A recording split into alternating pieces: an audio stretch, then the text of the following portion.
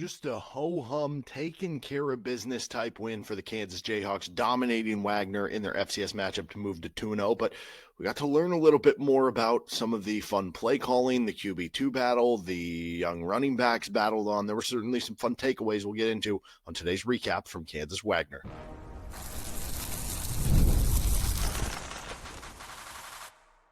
You are Locked On Jayhawks, your daily podcast on the Kansas Jayhawks. Part of the Locked On Podcast Network, your team every day. What's going on? Derek Johnson here. This is Locked On Jayhawks. Thanks for making it your first listen every day. Thank you to everydayers catching each and every episode of the show. You can give me a follow on Twitter at DJohnsonRadio or our Locked On account at LO_Jayhawks. And on today's edition of Locked On Jayhawks, we're recapping Kansas's controlling victory over Wagner. You know, it wasn't a fireworks FCS win, right? But you did everything you needed to. You were super efficient in the game. The score probably could have been worse than the final score actually ends up being. We'll get to our plays of the game, moments of the game, awards of the game, stat of the game, game balls, all that coming up on today's episode of the show, which is brought to you by Game Time. Download the Game Time app, create an account, and use code LOCKEDONCollege for $20 off your first purchase with Game Time. You can use that for the next home game, which is against Missouri, or maybe you're making the travel out to the Missouri game next week. Okay, so let's just start here. Just kind of a very, like I said, it's a game that felt like, I mean, shoot, some of the final stats actually indicate that, yeah, Kansas maybe should have won this game by, 60 points or something ridiculous like that. But just felt like a ho-hum win, never really in doubt, never really a scare. I mean, you dominated them from the word go. You're up, was it 14-0 at the end of the quarter? You're up 29-7 at halftime. And it takes, them getting kind of that late touchdown just to get to that point. So, and it took an interception in the end zone to kind of keep it there too. Like Kansas easily, again, could have won this by even more, but just kind of a ho-hum win. And this is what you expect. This is what you want from a competent football program. The most competent football programs in the country, they don't sweat these FCS games. Like, sure, if you're playing one of the Dakota schools, you're going to sweat that, right? That's a different animal. But for the most part, you don't want to have to sweat these FCS games. And a lot of these other schools and teams don't sweat these FCS games. And this is what a real program is like. And Kansas has gotten to that point. Like the last couple of years, they're just blowing out their FCS opponents. Like that is what Lance Leipold has done to this program, that we've gotten to a point where you're no longer scared of this game. You're not getting like juiced up going into the game. You're like, oh, okay, I just want to see a ho-hum win, which is exactly what they did, and see some other things and see some of the young players play, which is kind of what we got to do. So you did what you needed to. Win big, dominate the game. Don't show too much on film. You didn't want to overshow your cards on film. Of too much razzle dazzle that, Missouri and the future teams you're playing can scout it on film from a game where you didn't need to use all your razzle dazzle. At the same point in time, you wanted to at least show me a little something, right? You wanted to at least dangle the carrot a little bit of, okay, well, we do have this possibility to do this thing, or like, you got to worry about this formation we run, or this motion we run, or this route tree combination that we run, and it's going to keep you up at night this week preparing for it. And in the meantime, we have a counter play that when you're preparing for that, we're going to run a play that actually takes advantage of what we think you're going to do to take advantage. So like, it's just one of those things where it's that kind of balancing act. And it felt like there were a few of those plays from Kansas where I was like, oh, that was fun. That was a little razzle dazzle, but there wasn't much. And it was just kind of the perfect amount. It was the Goldilocks, the just right amount of kind of how that all went together. And then the other thing was, just try to stay relatively healthy through it. Like obviously, it's football. There's going to be injuries. Guys are going to get banged up. Seems like KU was able to stay relatively healthy through the game, right? I mean, especially when you think of like the starters and stuff. So that's good news for KU headed into the Missouri game. And obviously there were some guys who, like Bengali Kamara doesn't play in the game. So you would say, oh, but that's a bad injury. Well, it seems like to me like abundance of caution coming into the game, where it's like, if KU was playing Missouri this week, I don't know. I don't know for sure, but like I get the feeling that he would have played if they were playing Missouri this week. But it's like, if you're questionable, if you're borderline, no need to risk it. No need to, doing a game like this. And in fact, you get, some more reps for some other guys, which it looked like it was going to be a lot of reps for John Kamara, something we talked about in pregame that we really wanted to see. He looked good early, and then he gets tossed for the targeting call. Good news about that being in the first half, by the way. He will be back for the Missouri game at the start of the first half. If it would have happened in the second half, he would have had to miss the first half of the Missouri game. So good news there, at the very least, that it was the beginning, even though it limited some of the reps that he was able to get to. One of my biggest takeaways from the game, though, is that, like, and again, maybe this is overselling it because it's an FCS game and we're 2 games through the season. But KU legitimately might have 2 future head coaches as their coordinators right now. There was actually a recent article that came out this week from The Athletic that mentioned Jim Zebrowski. I think they had like 6 assistant coaches at Power 5 school, Power 4 schools that could be eventual head coaches in college football. And Jim Zebrowski was listed as one of those guys. And so I don't know, like, that's at least interesting to me because that comes from a place of, I forget if it was Bruce Feldman or who wrote it, but like clearly that it's catching national waves to a certain standpoint. And it makes sense from a standpoint of like what Jim Zebrowski, I think, has accomplished. Like, I totally get that. So that makes sense. And then you watch DK McDonald and it's like, you see some of the creativity, you see some visibility. He's obviously got a very good, background in terms of where he's been, what schools he's coached at, like what he has done.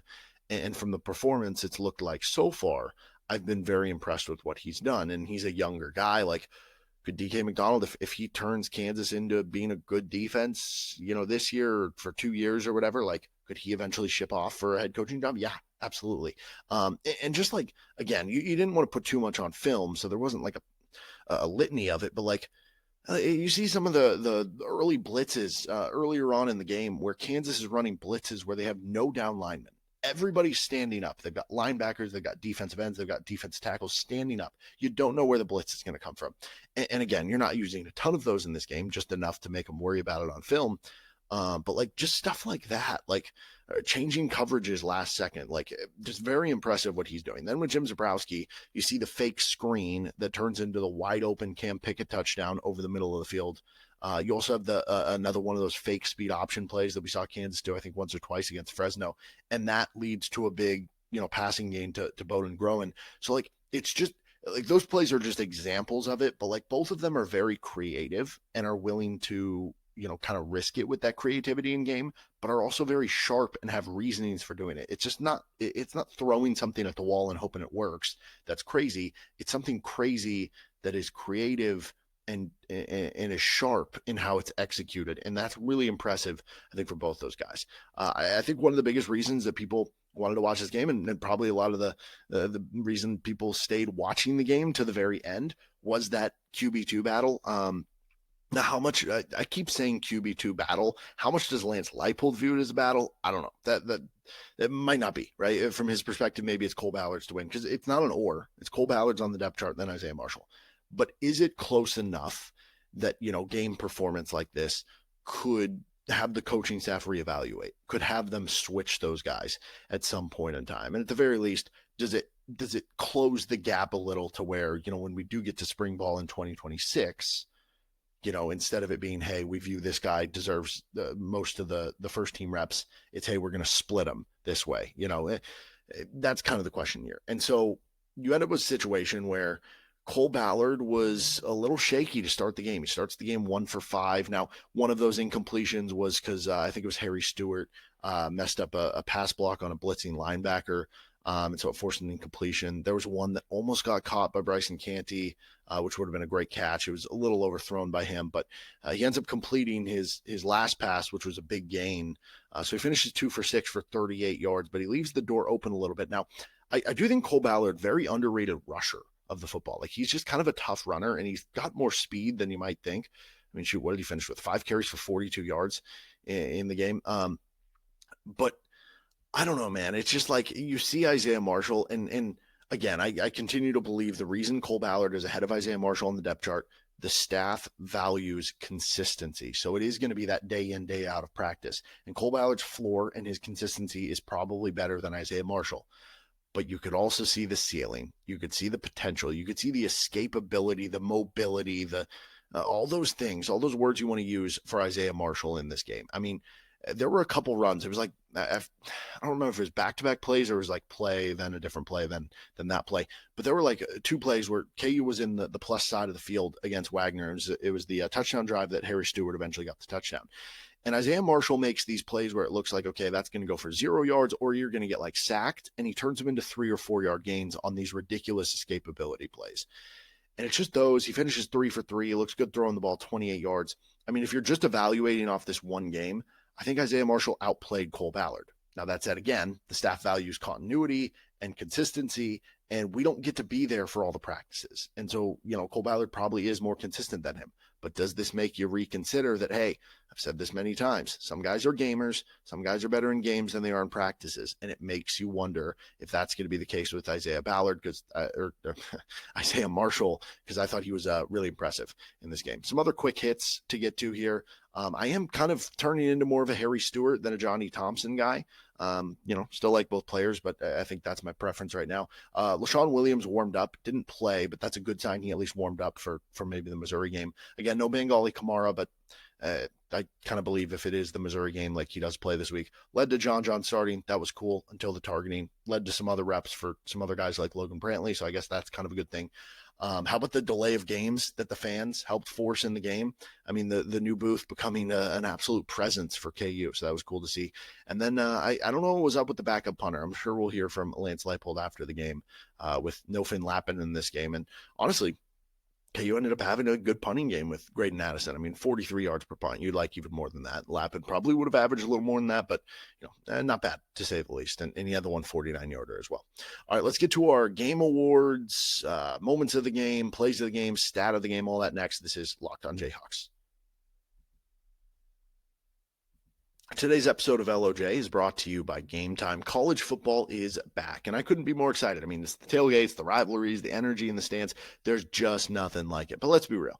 Actually getting tickets can feel more like a battle than the game itself sometimes. Endless queues, hidden fees, price jumping at checkouts. That's why I use Game Time, the app that gives you the advantage and kind of makes it the easiest way to score last-minute tickets at the best prices with no surprise fees. So what you see is what you pay. You can get Kansas tickets for that Utah game at the end of the year, $27 and up. You can get Kansas tickets for the West Virginia game. That's their next home game for $40 over on Game Time.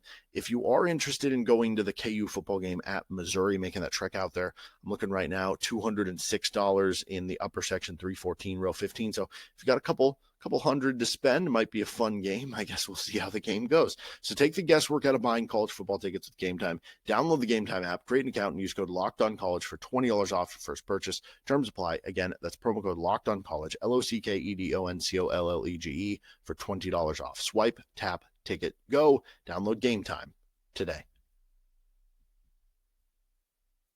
Thanks for joining us on this episode of Locked on Jayhawks. And don't forget, you can check out Locked on College Football for your second listen every day.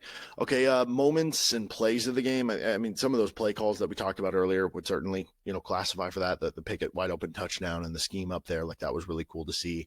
I think Deshaun Hanukkah getting the first touchdown of the game, like just in general, that was Deshaun Hanukkah's first touchdown in a game since November 26th of 2022. So that kind of a cool moment in the game.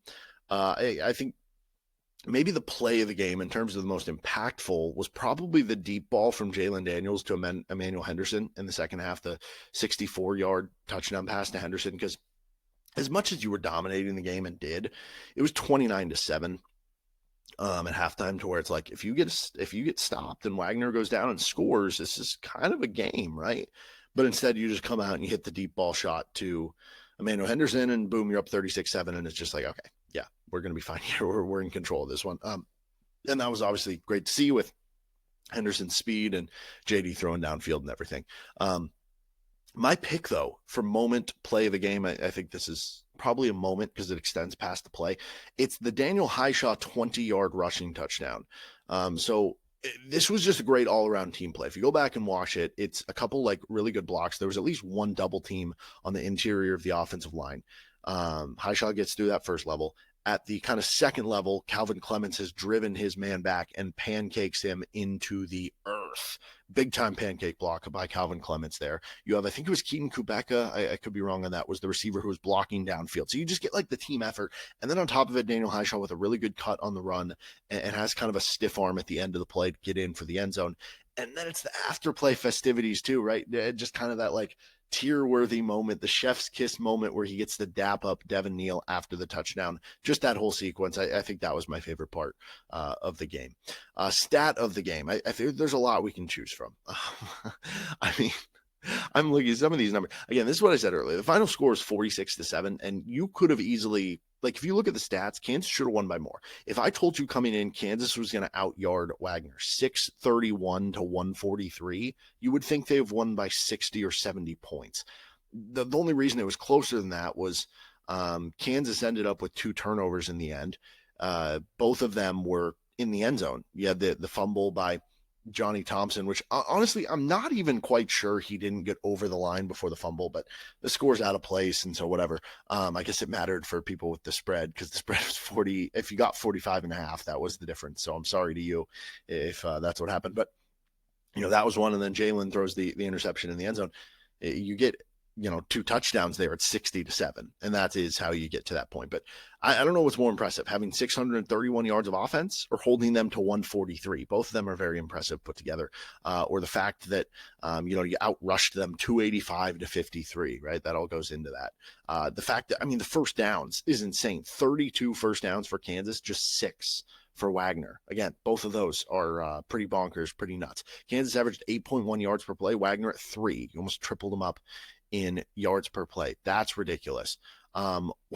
This one's fun. Kansas was in the red zone 8 times.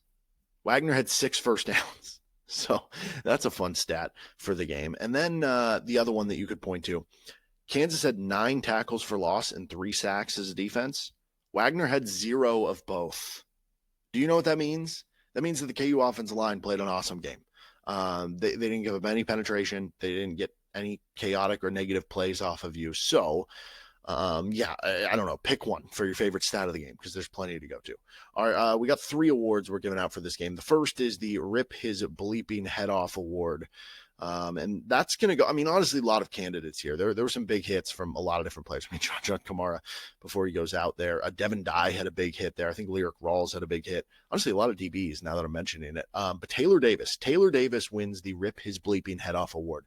There were 2 or 3 hits by Davis in this game where it was like hard hits. Like you would have felt his presence if you were a member of the Seahawks in this one. And let's see, in the end, Davis finished with 2 tackles. So it must have just been those 2, but it was early in the game. It was notable and he was going after him. I will give an honorable mention on the Rip His Bleeping Head Off Award to the ref who was trying to do that on the Daniel Hishaw run in the second quarter as well. But I don't know. I just want to take this into a quick thought real quick. If Kansas is going to play more defensive backs on the field, which it seems like they're doing a little bit more of that with DK McDonald. And I like that, right? That's what some of these new age defenses have done, and they've been successful. You think of Iowa State. It does put more of an onus on those defensive backs to be able to tackle, to hit, to creep up and run support and make plays and be willing to, make that contact. And I think I just mentioned all those DBs who are like hard hitting, like, I don't think Kansas is going to have a problem with that. Okay, the Possum Award. This is a award, possums play dead. That might be a little extreme. Jalon Daniels gets this award, and here's why. By the way, excellent game for Jalon Daniels again, and the efficiency off the charts in these first 2 games. Even the interception he had was, it was just a great play by the DB. The DB went off of his man and made like a one-handed interception. But the reason I'm giving him the Possum Award, this happened in week 1. He walked off the field at one point or in week 0. He walked off the field in one point in week 0 against Fresno State, like not moving his like left arm. He was just moving his like right arm, keeping the left straight as if it was like injured and he couldn't move it, like he dislocated his shoulder or something.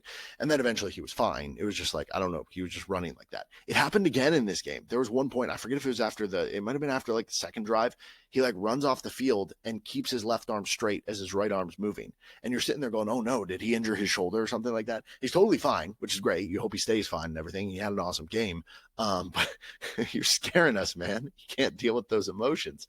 Okay, and then 5-hour energy award. That goes to Tate Nagy. That dude has just unlimited energy on punt return and kick return. He's zigzagging over the field.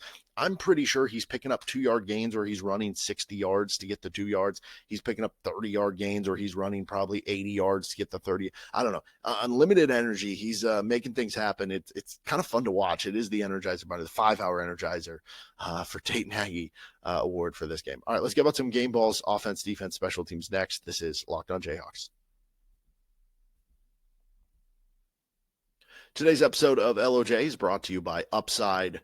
Are you still paying full price for gas? Stop leaving money behind. Get real cash back every time you fill up with the free Upside app. Simply download the free Upside app in the App Store or Google Play right now and start earning cash at the pump today. Use my limited time promo code. It's football and get an extra 25 cents back per gallon on your first fill up. You could make up to $300 a year just from buying gas you already needed. At first, I thought it was too good to be true. Checked it out. Totally legit. Real people are getting paid just to make their daily commutes. Pretty easy. And you can too. Plus, you can cash out anytime to your bank account, to PayPal, e-gift card for Amazon, other brands. Don't let this offer drive on by. Download the free Upside app now using my limited time promo code football for a limited time 25-cent per gallon bonus. That's promo code football. Offers vary by user and location. Go to upside.com for terms and conditions. Thanks for joining us on Locked On Jayhawks. Again, don't forget to check out Locked On College Football for a second listen every day. I'm going to have a bonus episode coming out tomorrow as well to get you through your Saturday. A lot of really good games on as well, so check that out with Locked On College Football. But anyway, let's give out our game balls. All right, offensive side of the ball. I got to give one to Jalon. Like I said, the interception was I thought it was understandable, and I kind of saw what he was going for, and it was just a great play the other way. But overall, Jalon, 18 of 25, 280, 4 touchdowns to 1 interception. So track it up. He has there'd be 9 incompletions this year to 7 passing touchdowns. Yeah, that'll work so far this season for him. He didn't have to, make as much happen scrambling, but there were a few runs here, 3 carries for 18 yards. So he gets a game ball here. I'm trying to limit these to 2. You can really go a lot of different directions in an FCS game like this. I could go Daniel Hishaw. I could go, by the way, that sucked that the Justin Thurman, he had that long run it didn't get fully whistled back. It just lost a lot of yards because of the penalty. But anyway, I think I have to go Emmanuel Henderson. 6 catches, 130 yards, 2 touchdowns. Honestly, I should probably just give this award to the offensive line. Again, 0 TFLs, 0 sacks allowed. You had over 600 yards of offense. Everyone went off. So realistically, I would give a game ball to the entire offensive line, but if we're just having to pick individuals, I'll go Jalon Daniels and Emmanuel Henderson for the 2 we're giving out to the offense. Defensive side of the ball for game balls for KU, Trey Lathan. So you have the injury, again, to Bengali Kamara. You have John Kamara go out early. Who was the one consistent among the starting linebackers? Trey Lathan has a couple of big hits. He ends up with 4 tackles, which tied for the team lead for KU because it was just spread out with a billion players. Also had 2.5 TFLs among the 4 tackles. So really being efficient with those tackles that he was able to provide in the game for KU. And then, I don't know, they only had 90 yards passing. They averaged 4.5 yards per attempt. So I'm tempted to just say, and when you look at the receivers, one guy caught a 45-yard pass. Nobody else had more than 22 yards. I'm tempted to just say, pick a cover corner for KU who did a better job. But how much of that was KU? How much of that was Wagner? I'll be interested to, kind of rewatch the game after and see what some of the Pro Football Focus grades and stuff say about that. But, we'll just go Devin Dye for now. He did have a pass breakup, 4 tackles. He had a big hit himself. So I will give it to Trey Lathan and Devin Dye for the time being over there. But, you could... I already feel silly doing this. DJ Withers had 2 sacks. Let's do DJ Withers. DJ Withers, Trey Lathan. Those are the 2 game balls for the defensive side of the ball. Special teams, only going to give 1 out because there's just less players to go with here for special teams. Do I go with the 5-hour Energizer in Tate Nagy? Do I go with, Latham Marjan, a 27-yard field goal? Hey, you should make those. Let's go with Graydon Addison. You're filling in for the starting punter. Again, I don't know what happened there, but you had a 49-yard punt, 3 punts, 43-yard average. It was a fine game for you, but, probably getting the call late, good for you and got the start here and cool moment for him probably and his family. So I will give the special teams game ball to Graydon Addison there.